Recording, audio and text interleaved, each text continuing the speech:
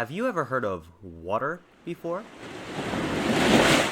When people talk about water, they fixate on the drinking aspect of it, so you'll never see shots in any nature documentary centering around it, but it'll always manage to sneak its way in. It's the element that supports most households, travel, and beautiful scenery, but it's still taken by most for granted.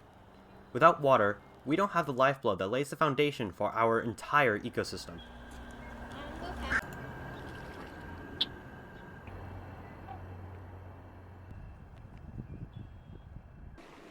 The water cycle provides our environment to us. Precipitation starts at the ocean, where condensation is evaporated upwards into the clouds. There, it rains and freezes on top of mountains to turn into snow, where it will eventually melt come springtime and result in snowmelt runoff. A greater part of this precipitation settling in the mountains will also have a hand in the maintenance of our glaciers. Then the runoff melts, running to our lower elevations coming off the mountains and resulting in a lot of our rivers, as well as providing a natural cycle of precipitation. I have certified rain expert Erica Pfeiffer to speak more in depth. A lot of our areas were formed by the glaciers. The other things that a lot of the topography around here is formed by is floodwater. Rivers move, rivers change, and as precipitation increases or reduces, kind of depending on the climate and all of that, it affects where our streams are, where our lakes are, and what topography looks like in general.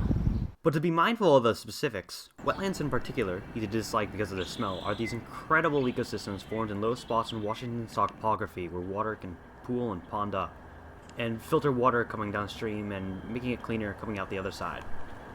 Glaciers are currently in stasis. The entirety of the Bellevue area used to be covered in massive glaciers when we were in a colder millennia and all of our water was locked in ice.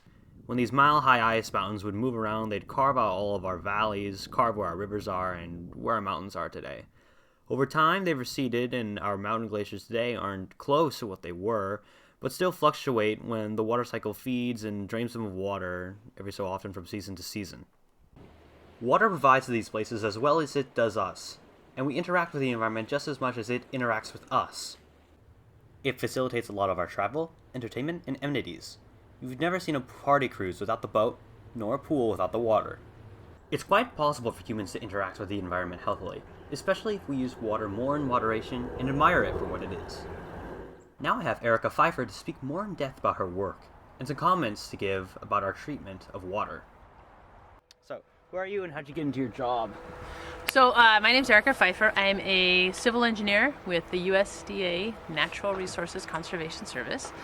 I actually got into my job, I started out going to UW for environmental studies, and a family friend recommended looking into environmental engineering just because at the time there were a lot more jobs in environmental engineering. It had a lot more flexibility, a lot more ability to work in different parts of the country.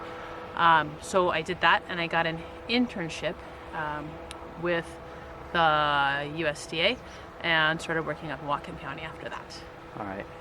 Would you say that people take water for granted in today's culture?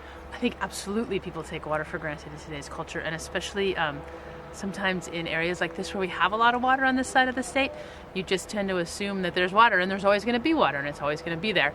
And it really is a very limited resource. And even though it's hard when we're surrounded by all this beautiful water, the lakes and the Sound and the Salish Sea and all of that, it's hard to imagine that when you look at groundwater resources and freshwater for all the different uses we need, it's much more limited than people would think. So yes.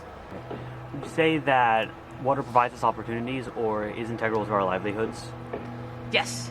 So I grew up in Ballard, and in Ballard it's a huge fishing community, and water is just incredibly integral to all these fishermen, and it's integral to farmers as well. Having the right amount of water at the right amount of time makes a difference between a farm functioning and surviving and not surviving. So on an economic level, for a lot of industries people don't think about, water is incredibly important, and farming and fishing is really important to all of us being able to have that food that we sometimes get very disconnected from. We sometimes think like food just magically appears at the grocery store and that's where it comes from. And it doesn't. It comes from farms, and it comes from the sea, and it comes from all these different sources that rely on water. And then we as humans, we just can't get by for very long without water. So it's pretty important in that sense as well. And in Western Washington, it's hugely important in the sense of just all the things most people, or a lot of people around here, like to do. All of the kayaking and the swimming and even hiking and enjoying nature. All of that relies on water to exist. And if we don't if we're not aware of our impacts on the overall water system, we can really negatively impact it.